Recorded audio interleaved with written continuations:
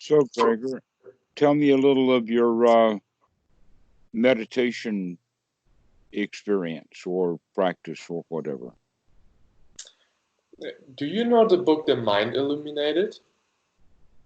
I have seen a book, a very thick book that a fellow traveler was carrying around. Yes.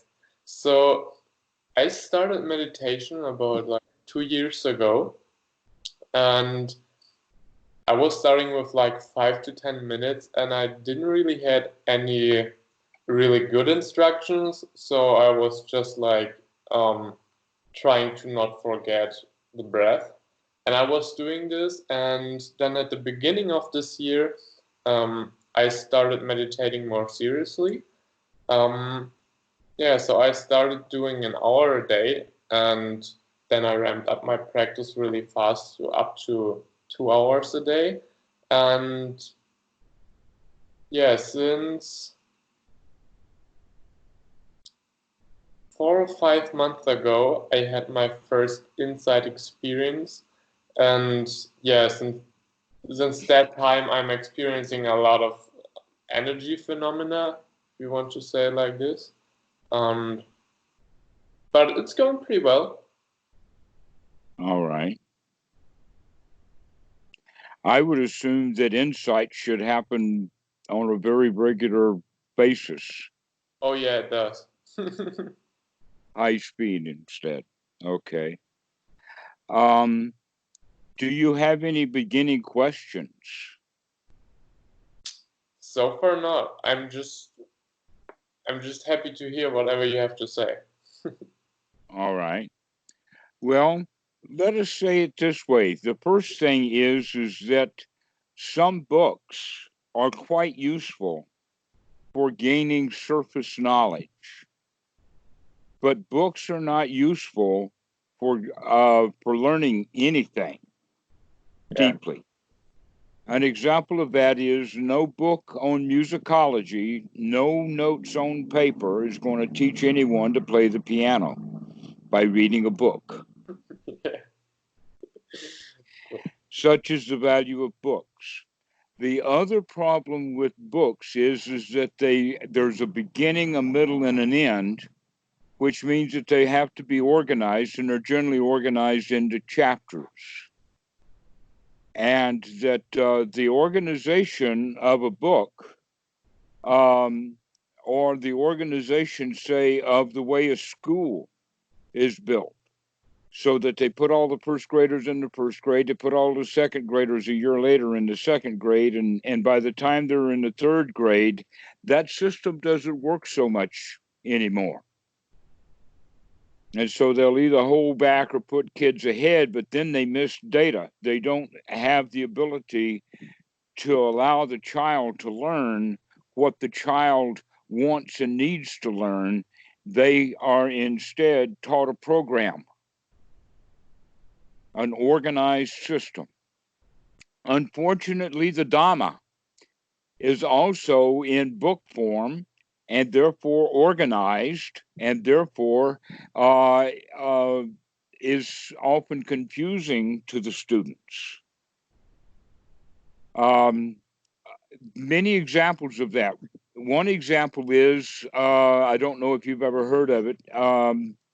Let's do it this way. If I'm using terms that you've never heard before, indicate it some way. Okay. There is a system within the teachings of the Buddha that is called paticca samuppada, which means dependent origination. And the best way to talk about it in English language is that it's the order that, or it's the way the mind works. By understanding the map of paticca samuppada, which actually the paticca samuppada is nothing but a detailed version of the second noble truth. Okay. All right. And so you break that second noble truth down, but the way that it's taught is in forward order because it operates dependent origination, means the origination of this depended upon that. So we go from the cause to the effect, which then becomes a cause to the next effect, which become a cause to the next effect, etc. down the way. And so you start with a basic, then something happens, then something else happens, and something else happens, and then something else happens. And eventually what's happening is feelings, and then grasping and clinging, and then suffering. All right. But that's not the way to practice paticca samuppada. It's not. It's taught in forward order, but it's to be practiced more or less in reverse order. Okay. And the reason for that is because the beginner is slow. His sati is not so fast, and so he only catches the things after things have gotten rolling along. And as he gets better, he gets a little quicker, which then begins to back things up right to the very source. All right. Another way of talking about this organized way is an example would be anapanasati, because anapanasati is based upon the four foundations of mindfulness. The four foundations of mindfulness was an old teaching from the time before the Buddha that had to do with what we could refer to as ancient elements, in the sense of a solid element, or a liquid element, or a gassy element, or the fourth part of nature would be fire, especially really hot fires, and things go into a plasma state. And so these are the four states of matter. Actually, there's a fifth state, because neutron stars are in fact that plasma state. Okay. All right. So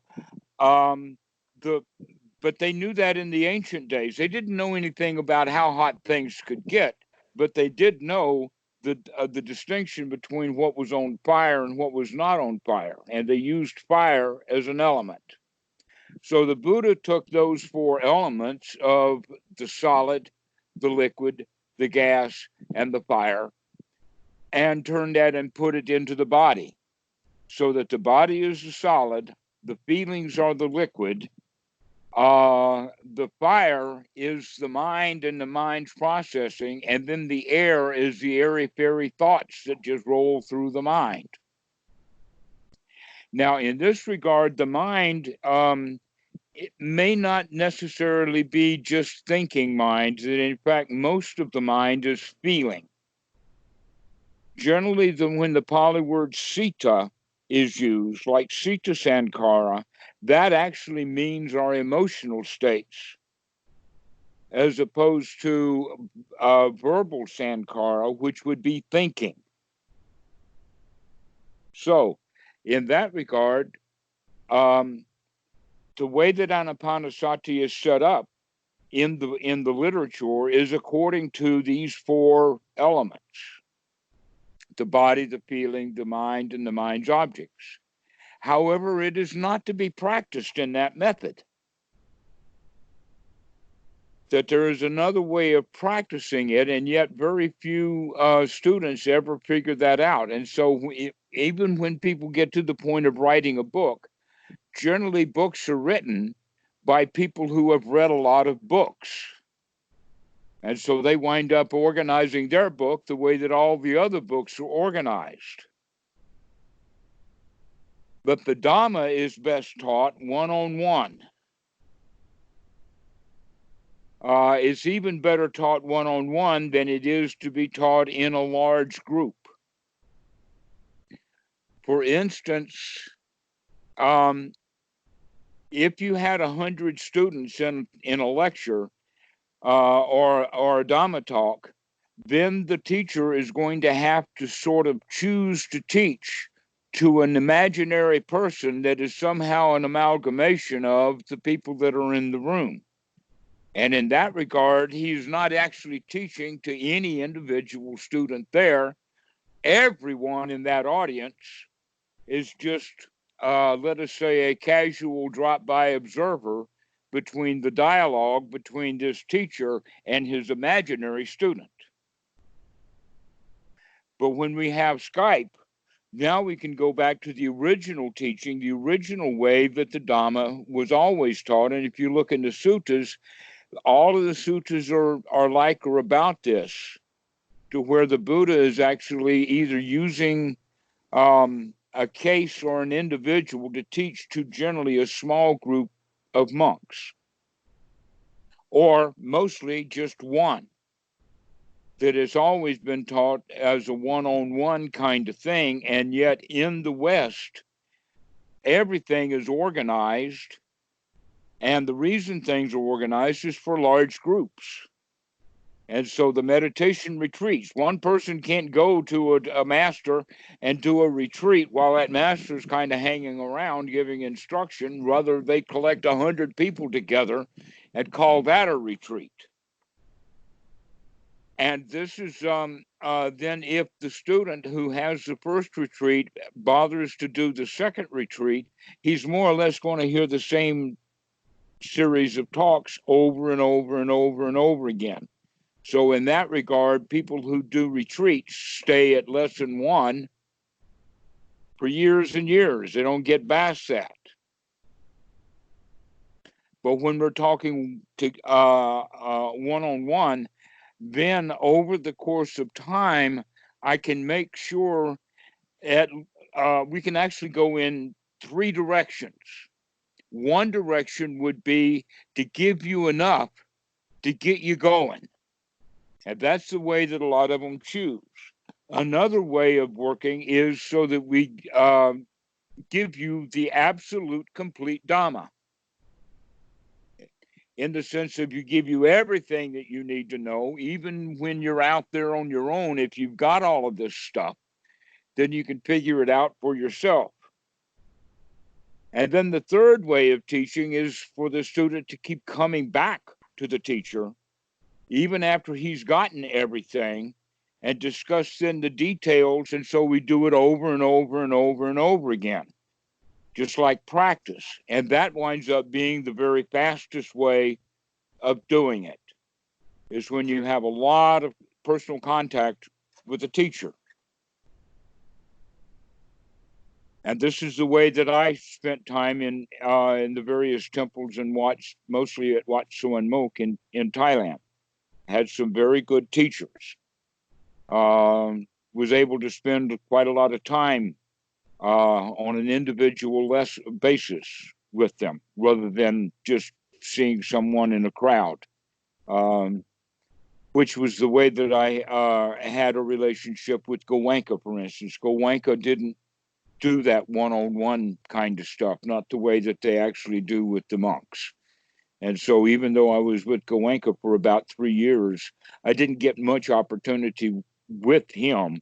Rather, it was, if anything, just listening to old recordings and tapes and things like that, which wound up leaving me with actually the knowledge and understanding that I wasn't getting all that I needed, because they had gotten themselves into this box of teaching only this much because this is what students need to get started.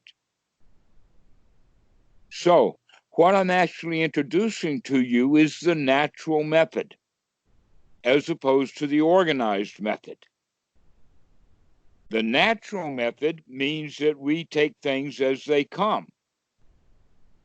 When things arise, they're just cause and effects, and that we live a kind of a random life in the fact of events and the order that they occur.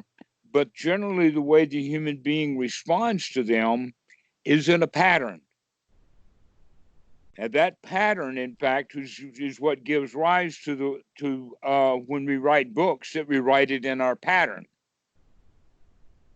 And what you could call that pattern now is then back to that word sankhara. It's the old past. It's our old accumulation of all kinds of things from the past. And so we generally behave that way. And because we behave that way on a regular basis, that means that we can almost go on automatic pilot. And everything about the teaching of the Buddha is stop being on automatic pilot and be here now. Wakey, wakey, wake up, look at what you're doing. That's the whole teaching of the Buddha right there. And in fact, I'm one of my pet projects is to find all the various different ways that or the different one-liners that can be given that sums up the entire teaching of the Buddha. The Buddha started with that, and his definition was dukkha, dukkha nirodha. Now, this word dukkha is often in the West translated as suffering, because it was translated by Christians.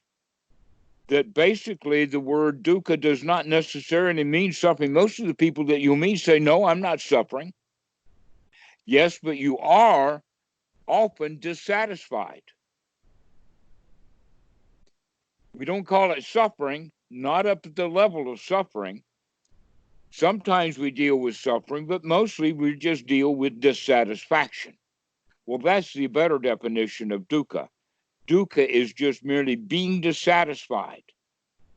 The most common example of that is being dissatisfied because we want something that we don't have. If you want something and then it's immediately available and you get it, there's very little satisfaction in getting it because it's right there in front of you, unless you know how to do it. For instance, if you're thirsty, you just go get a drink of water. But suppose now you're thirsty and you're out on the desert and there's no water anywhere. Now you want something and you can't have it. All right. And so that's real then dukkha, is wanting things that you don't have. And if you can set your life up wisely so that you wind up with very, very few wants, then your life is going to be quite nice. However, having a lot of money does not solve that problem. Most of the people who have a lot of money still are completely dissatisfied with almost everything. The house, no matter how fancy it is, they want a fancier one. Even if they remodel it, next year they want to remodel it again.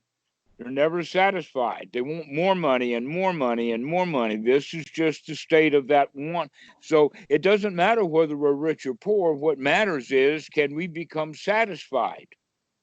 This is what the Buddha means by dukkha, dukkha nirodha. Goenka also had his one-liner. Never mind, start again. That was his famous phrase. And that's the whole teaching of the Buddha right there. The never mind is seeing the dukkha. Start again means come back and be satisfied.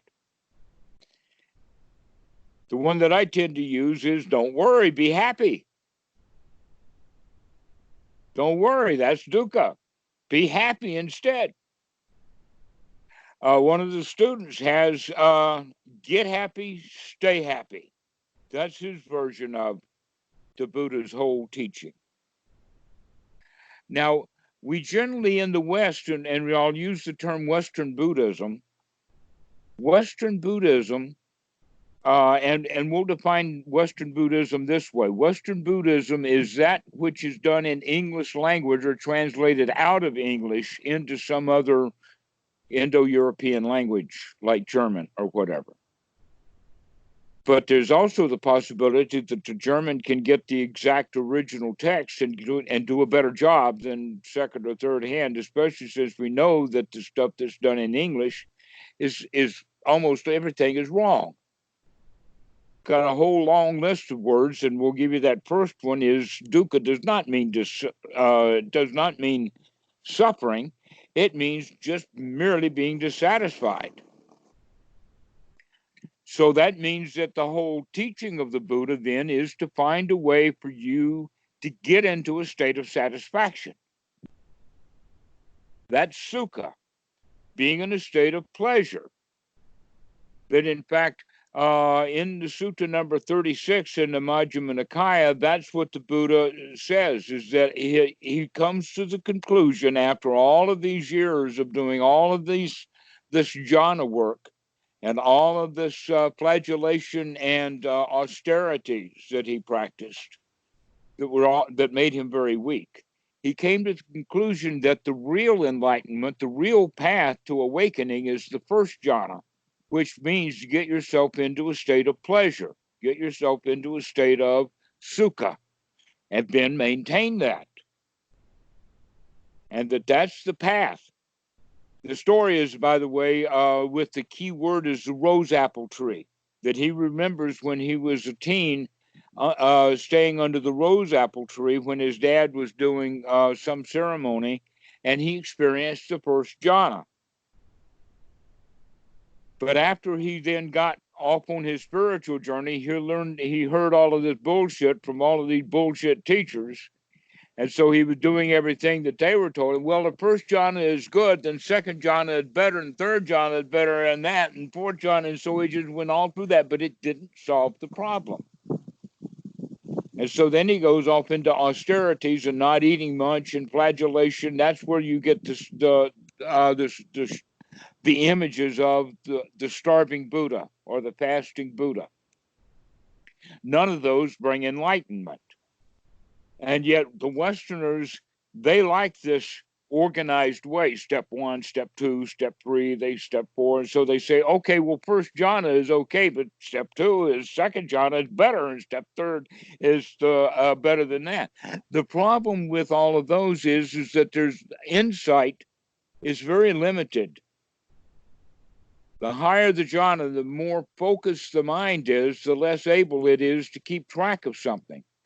Now, if someone is in fact in a very high jhana state and his mind is very, very focused, and he's in the zendo, and the Zen master comes by with his Zen stick, and beside him you have someone who is sitting up straight with really good posture, but his mind is wandering away. Which one of those two is the master going to hit with his Zen stick? The concentrated one. Well, he's actually going to hit both of them. Okay.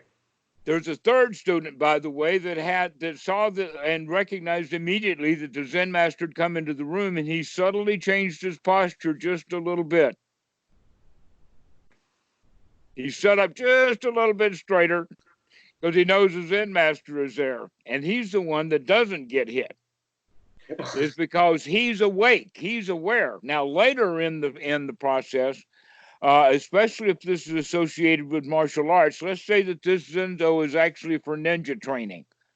Well, you know what a ninja is. They're the guys who dress in black and sneak in the night and break in on things. One of the things they might break in on is you. So part of your training then is going to be that you've got to be awake and alert even in the night to watch for things. And how is that trained? Well, the Zendo master, he's going to come in with that Zen stick, and if he catches, into the bedrooms, and when he sees the guys continue to sleep, he's going to whack them. But if somebody immediately is ready for the Zen master, when they know that he's in the room, they wake up and they get up, then that's the training. All right. So what we're actually looking for is not deep focused concentration, because if we're deeply focused concentration and only paying attention to some of what's going on, then we're going to probably miss out on some really important stuff. Another one is that if people practice jhana, then they just want to sit in jhana all the time, because when they wake up out of the jhana and come back into real life, they wind up being full of dukkha, full of suffering. Everything that they've had before, they still have it. They haven't had any insight. All they've had is focused concentration. This is why jhana work is not the path of the Buddha. It was the path, well, let's say it this way. It's not the path of the Buddha Dhamma. It was the path of the Buddha. It was things he did before he became enlightened, and you can say that, yes, and they did help him become enlightened, but it actually was not what he needed, but it did give him a set of skills. And so what we're going to be working together is to help you start to develop the skills that you need for second jhana, but we're not going to use them for second jhana. We're going to use them so that we can expand them throughout the days, so that you can be on guard all the time to get into the first. Basically, the job is then to get into first jhana and just stay there. And when you come out of it, recognize you come out of it, get back in it. Most students, if they would recognize they got out of it, now they're going to bitch and complain and moan and how hard it is and all of that, and they're still not back in it yet. They're still stuck in the hindrances of the mind. And so now we can define the hindrances, anything that prevents you from being in a great state of success, a great state of satisfaction. If you can get yourself into a state of success and satisfaction, then that's great. I mean, isn't that good enough? Well, what about enlightenment? Well, let us say that whatever good old enlightenment, whatever it is, if somebody's got enlightenment and they're still not feeling satisfied, then what good is that enlightenment? And if someone is completely satisfied, and when they hear about the enlightenment, they say, I don't care. I've already got everything I want and need. All right. So in that regard, which now is better, satisfaction or enlightenment? But is it possible to be enlightened and not being satisfied? No, let's put it this way. I'm giving you a new way of looking at what enlightenment is in fact this state of satisfaction, as opposed to some miracle state. It's not a miracle.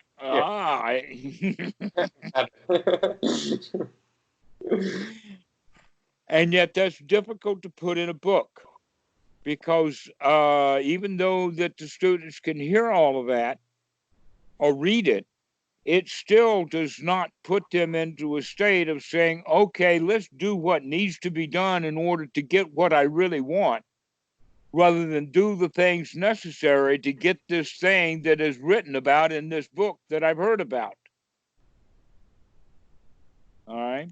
So that's the really important way of looking at it. When we talk about success and satisfaction, think about it this way: learning how to feel the way you want to feel instead of feeling the way that you're in the habit of feeling.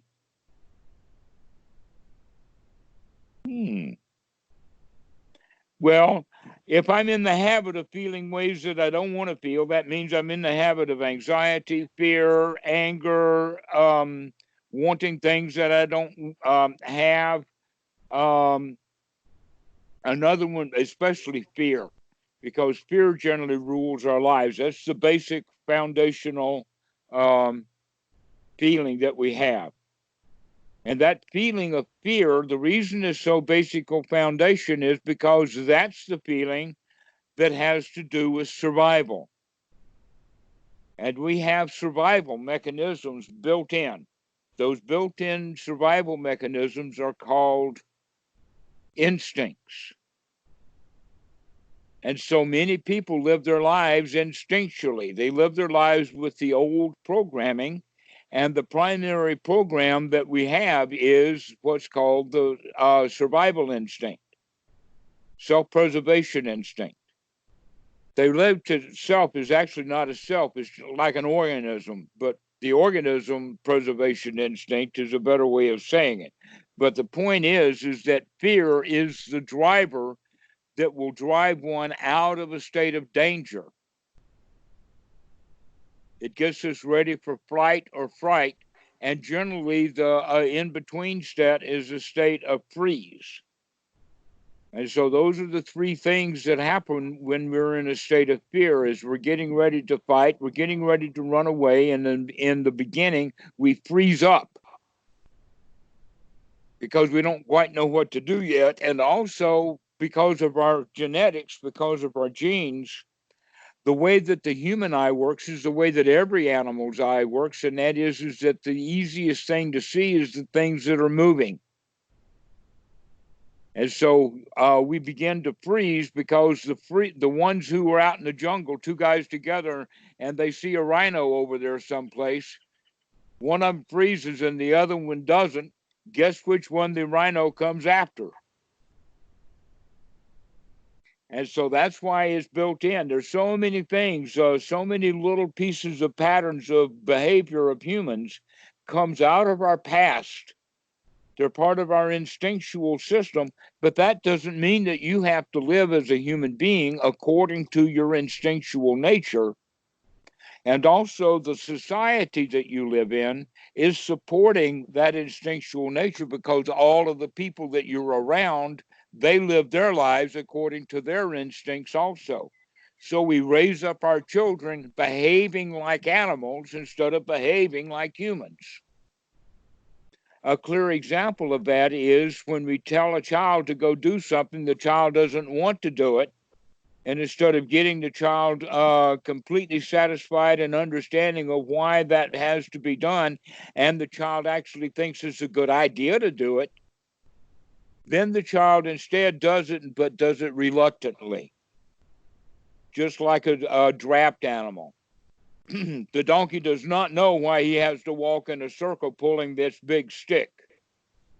But the millstone operator knows that he wants that donkey to turn around and around like that because he's grinding grain. But the donkey doesn't know that. The donkey's just doing what it's got to do, stupidly. Most people live their lives that way, except that instead of being yoked to a big log or stick like that, or putting it on a harness or a bridle or whatever, it's always mental. An example of that is the human being's wallet. That's your ball and chain, is your wallet. And the world drives you around by your wallet. In fact, Apostle Paul even said, the love of money is the root of all evil. Have you heard that passage? Yes. All right. Well, guess what? He almost got it right. I would say it like this: the love of money is the hip pocket of all evil. The root lies elsewhere.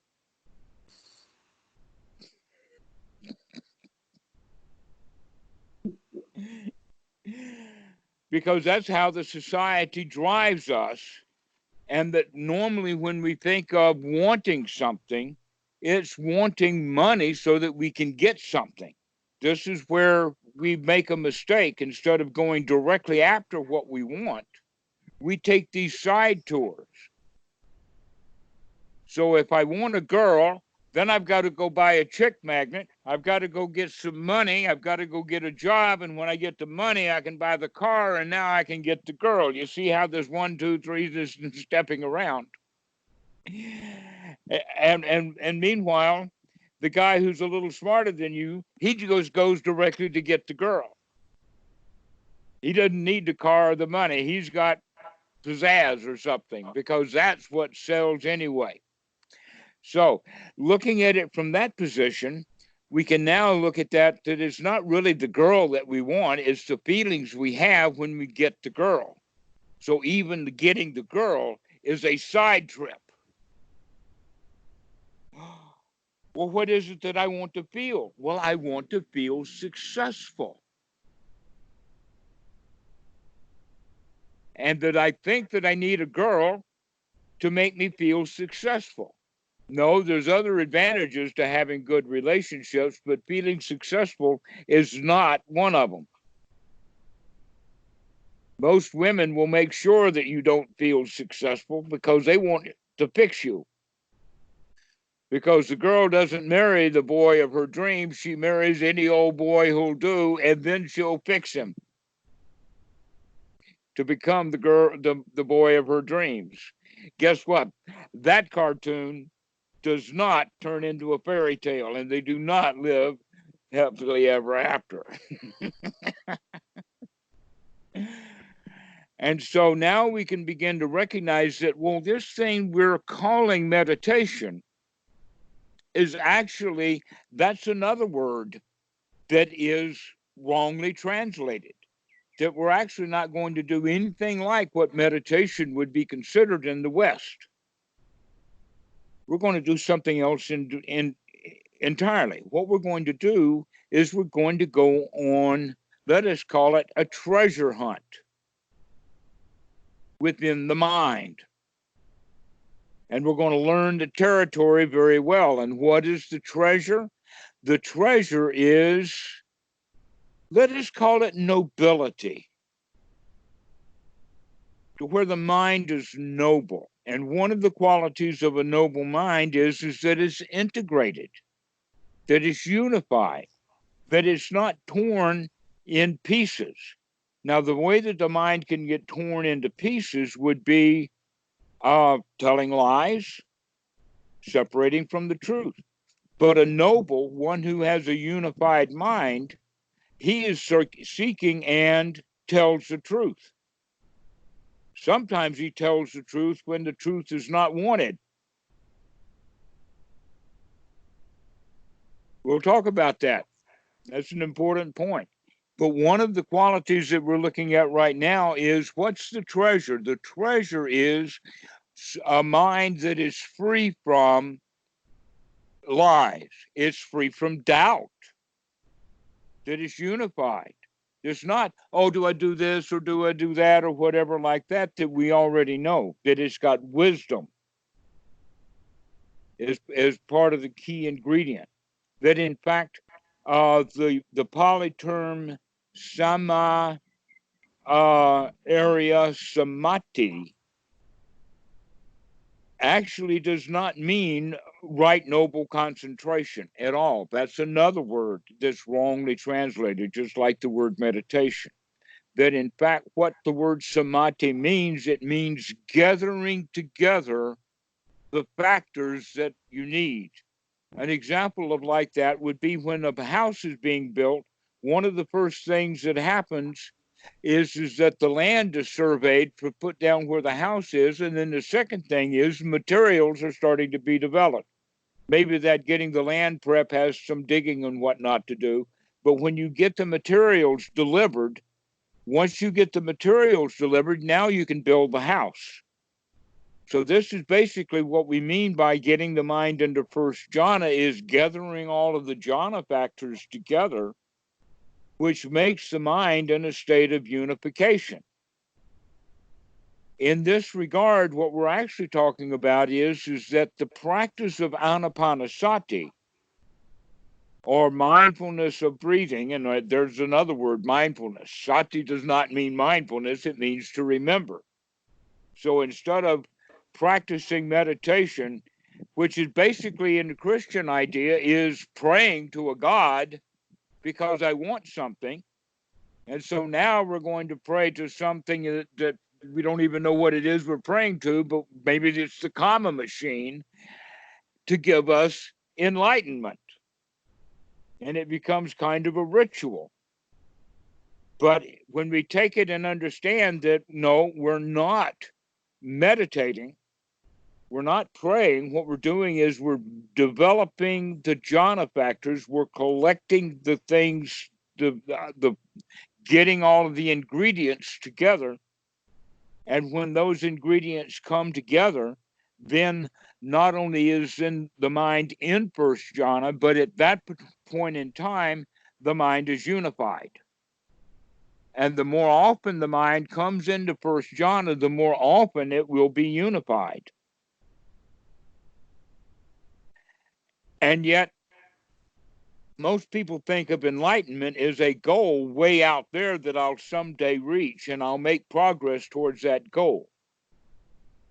But the most important quality that we have to understand is that everything happens right here, right now. And so if you're developing the jhana factors and gathering them together right now and get into the first jhana right now, that's it. So how long can you maintain that state before you forget, before a feeling arises, before a thought comes up? But there will become a time when you get really satisfied and you'll say, yeah, this is good enough. I don't need anything else. All I need to do is to maintain this state. So basically what we're talking about then are the jhana factors of first jhana are, one, the most important one is seclusion from anything that can hinder us from being in first jhana. Doubt, worry, restlessness, wanting things, wanting to get rid of something, feeling pain or discomfort, anything like that is a hindrance.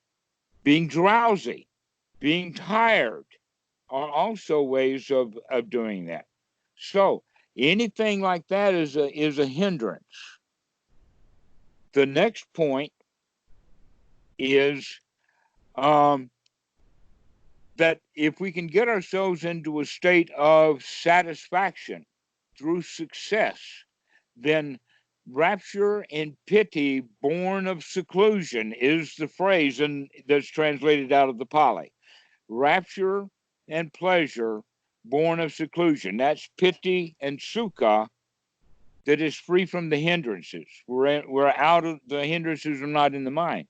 This is the reason why beginning students practice in seclusion.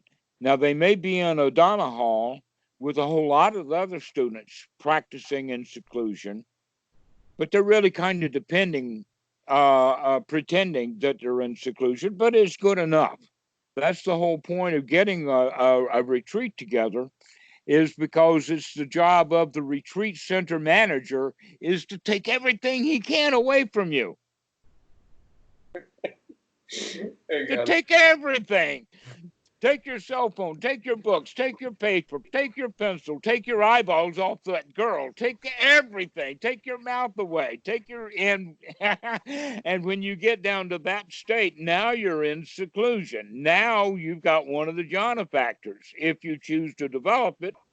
But most students get into real miserable states about their time structuring. And that's an important point of insight.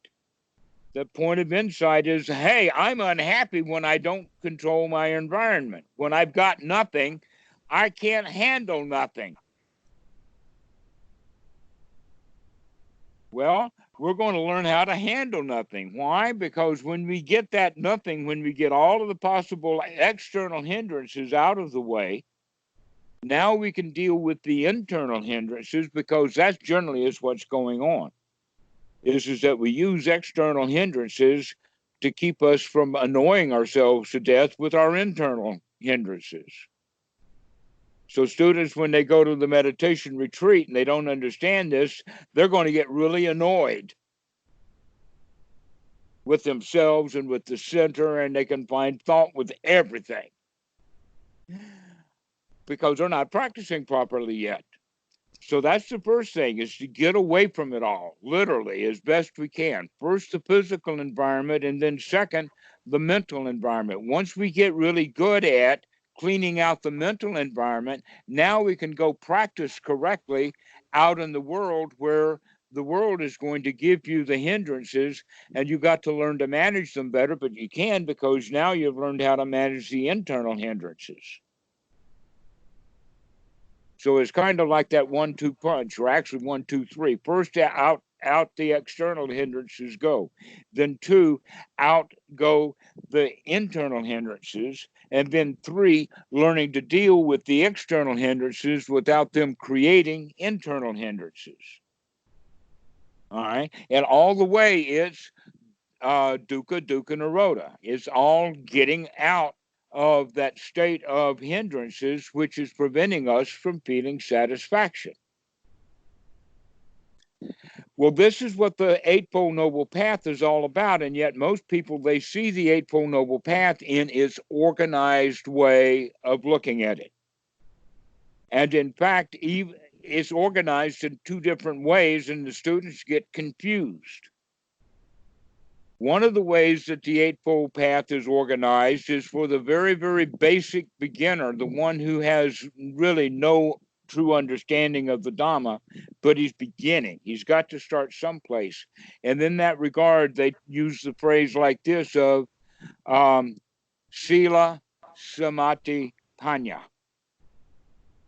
And what that means is the Sila is to get away from it all, get secluded. And so you're, by being in seclusion, See, when we're out in the world, we can misbehave. We can have all kinds of morality issues. But when you're secluded and sitting on your own, your sila is basically perfect. You're just sitting there. And so your sila is perfect in that moment. And yet when we think about it, we say, oh, that means perfection of sila. I've got to go for 10 years of perfect sila before I can start the next step. No. As soon as you get secluded, you've got a perfect sila.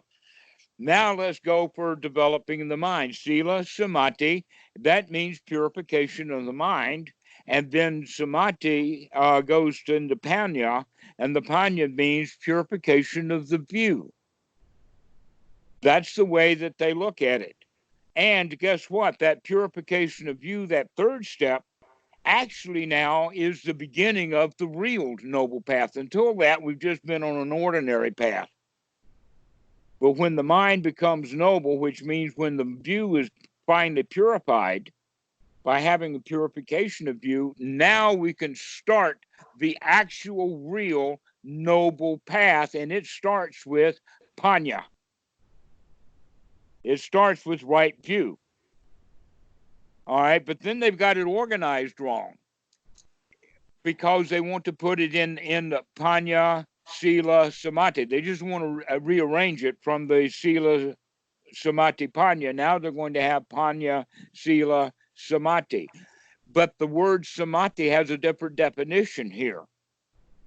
That really what's going on is that if so long as you're sitting there, just doing nothing, just sitting still, your sila is still perfect. We don't have to work with that in the moment. We only have to work with sila when we're dealing with the world. So what we do is we take these other things together, and now we have 5 items. We have right view, right sati, or remembrance, not mindfulness, but I'll forget from time to time and call it mindfulness because we've used the word so much. Then there is right effort, and then finally number 4 is right attitude. And with these together, combined together, now we have unification of mind.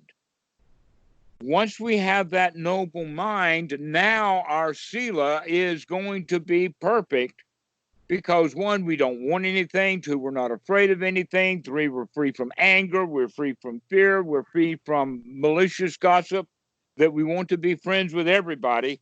And so by having unification of mind, the sila becomes perfect, not by accident, but by design, but not by practice. And yet most Buddhists spend a whole lot of time trying to perfect their sila, when in fact sila is not important. What we need to do is get the mind straightened out. And when the mind is right, then everything will do. In fact, Chan Tzu, who is one of Lao Tzu's students, said it like this: when the shoe is right, the foot is forgotten. In other words, if you've got a shoe that is too small or got a stone in it or something like that, to where it's not right, which means it's got dukkha, when the shoe fits, the foot is forgotten. And when for and against, when the heart is right, or in this case, when the mind is straightened out, for and against are forgotten. Old Chinese saying that when the heart is right, for and against. In other words, we're not making friends and enemies separately. We're not making distinction. We're not making judgments, because the mind is now unified. That it takes a worried man to sing a worried song. But when the mind is unified, then for and against are forgotten, which means now our sila can be maintained perfectly. So let's look at then these factors of the Eightfold Noble Path. The first one is right view. And everything runs in circles around right view. But then the second thing that's needed is right remembrance, to remember the right view. That's when sati. Well, if you look at mindfulness, that's way down to number, let us see, 1, 2, 3, 4, 5, 6. Right. On that list is item number 6, but in fact, it should be item number 2. First, you have right view, then you have right remembrance, and now you need right effort. And with right remembrance and right view and right effort, one can then develop right attitude. And that's where the sukha comes in. That's where the satisfaction comes in, is on the noble path, is that we actually have to develop the right attitude. Now, the attitude that you've had is the same attitude that almost every human being has, and that is the attitude of a victim. We were born as a victim. I couldn't change my own diaper or feed myself. And I wanted my mommy to take care of me. Well, most people never grow up. They still want mommy and daddy to take care of them. And when mommy and daddy does take care of them, then they rebel. Because mommy and daddy takes care of them by telling them what to do. And then they rebel. And then they rebel against that. And so we wind up staying victims as our primary attitude in life, that I'm not good enough. Well, religions sell that. That's the primary point of religion. Christianity says it in the following way: except you accept Jesus as your Savior, thou shalt be saved, which means if you don't take Jesus to help you out, you're stuffed. You can't do it on your own. But everything about the teaching of the Buddha is, ain't nobody going to help you. It's up to you.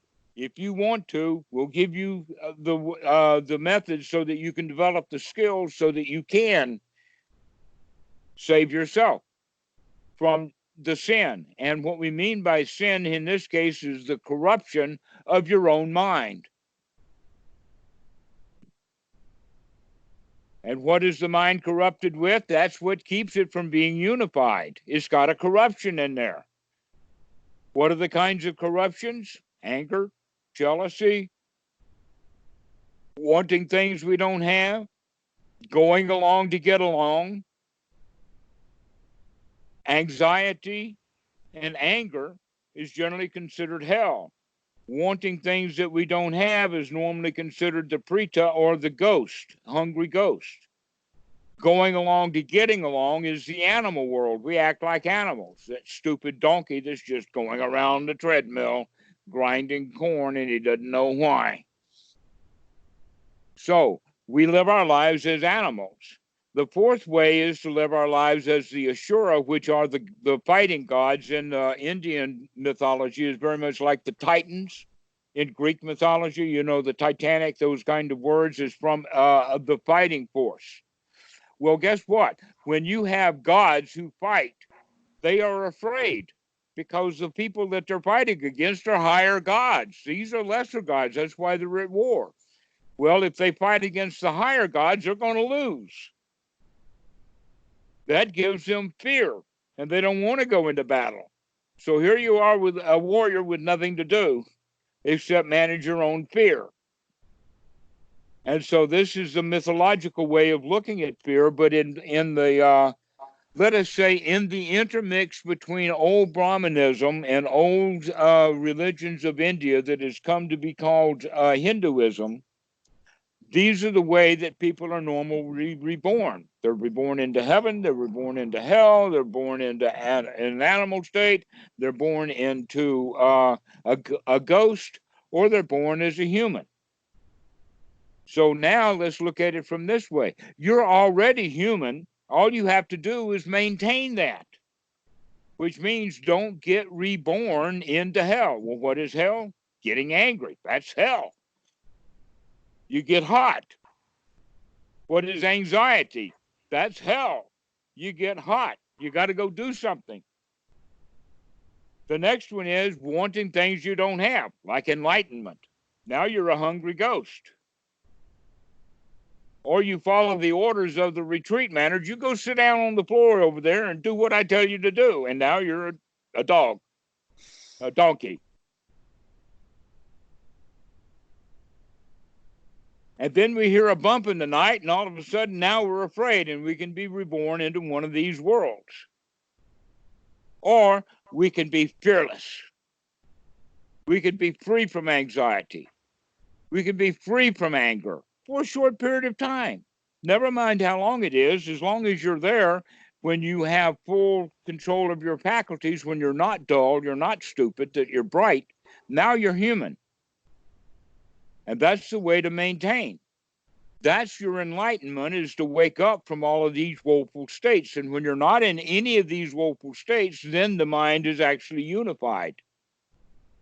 So this is a way of beginning to put all this stuff together about what the Eightfold Noble Path is a set of skills to be developed to get the mind in that unified state. And it can be done the very first time you try it. A little bit. And then you do it and you say, hey, I can do this. And now you gain some confidence and you keep trying at it and you get better and better at it. It's like learning to play the piano.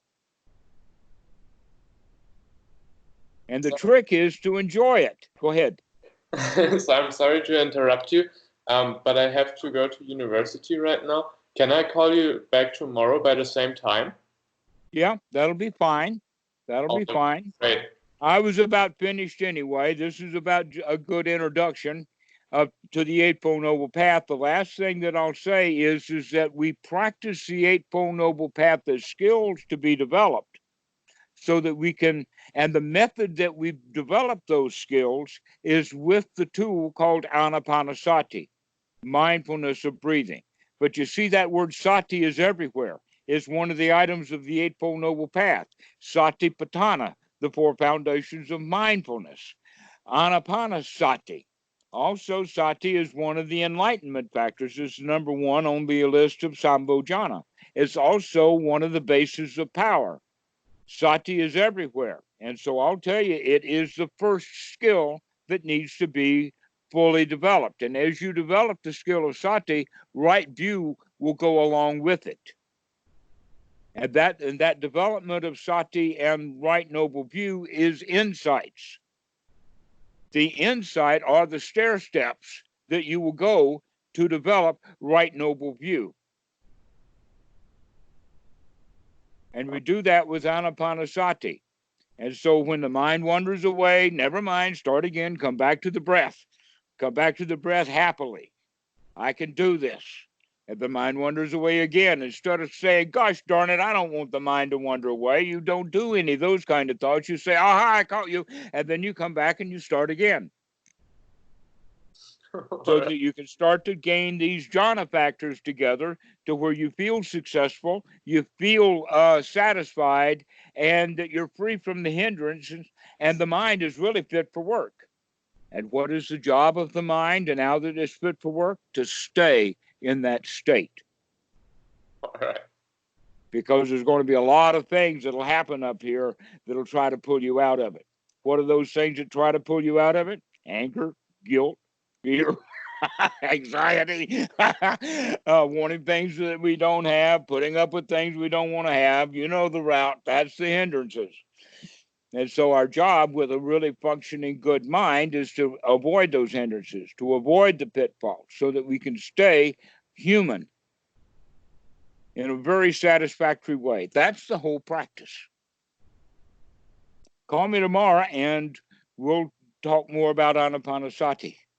Awesome. Thank you so much. I appreciate it. Thank you, sir. Okay, see you. See you tomorrow. Thank you. Okay. Bye. Bye-bye.